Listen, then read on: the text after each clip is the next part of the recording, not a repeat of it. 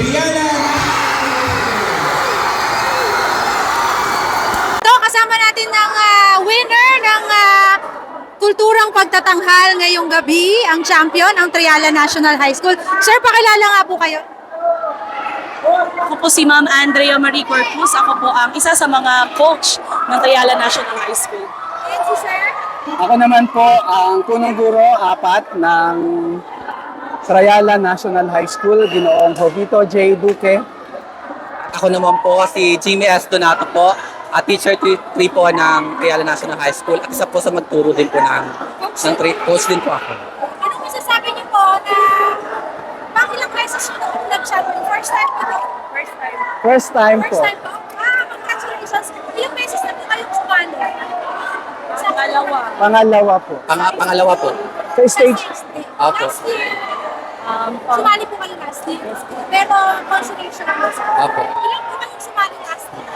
12 po yata, ako hindi po ako nagkakamali. Pero Opo. ngayon 11, ano po pakiramdam na from consolation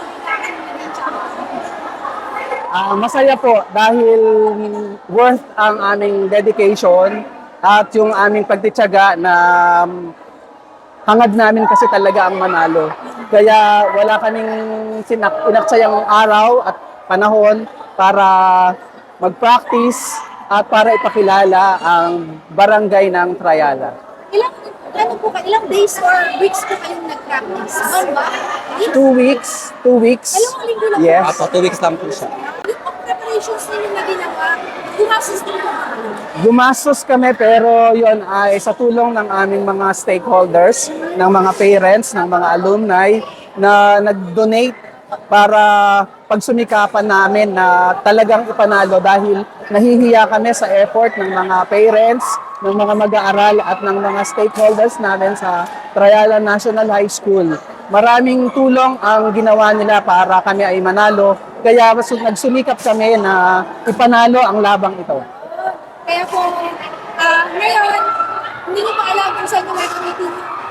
Unang-una, syempre, gusto kong bigyang saya ang aming mga mag-aaral na nag-join kasi ang effort nila dito ay di matatawaran. Talagang pinakita nila sa amin ang kahusayan nila at sa tiyaga ng pagtuturo ng dalawang coach na ito ay nagsumikap din ang dalawang ito upang matamo namin ang himit-himi namin.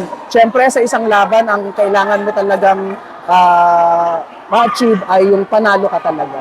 Sumasali po ba kayo talaga sa mga kulturang may sinalihan po pa kayo iba?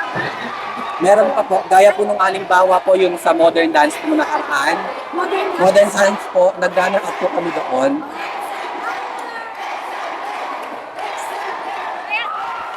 Ayan po sila. Exempted daw sila. Lahat ng privilege ay ibibigay namin sa aming mga mag-aaral. Actually, sa katuwaan nila, naiiyak sila talaga. Yun ay tears of joy. Dahil talagang hirap ang tinamo ng mga batang ito upang ipanalo ang laban. Magaling naman po kasi talaga yung performance nila. Salamat po. Kaya, congratulations po sa inyo. Ano pa kayo gusto pasalamatan?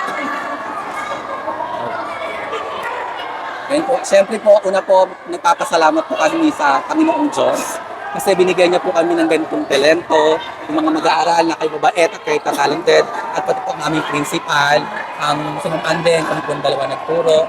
At pangalawa po yung mga ating mga stakeholders, mga parents, kung hindi po sa kanila ay hindi naman po ito magaganap sa mga guro po ng Triala National High School na nagtulong para po mapaganda ang lahat ng mga bagay-bagay. Hindi may dadagdag pa. And syempre po, nagpapasalamat po kami sa Municipality of Guimba dahil nagdadaos po ng ganitong uri ng pagtatanghal na kung saan maipapakita ng mga mag-aaral ng Gimbanian ang kanilang mga talento. Ayun po. Nais ko pong pasalamatan ang pamahalaang bayan ng Guimba sa pamumuno ng ating butihing Mayor Joselito Galapon.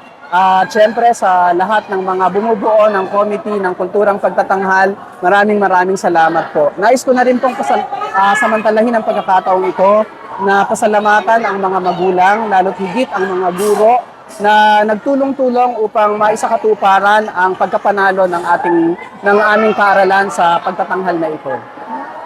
Ang nagwagi sa kulturang pagtatanghal for 2024 ay ang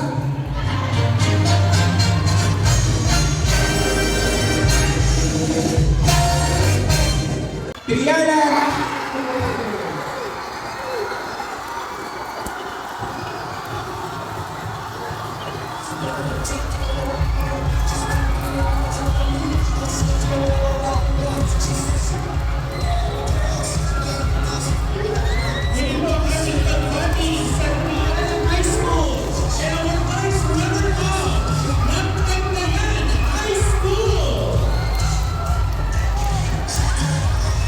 Once again, congratulations to the winners, Triana High School and our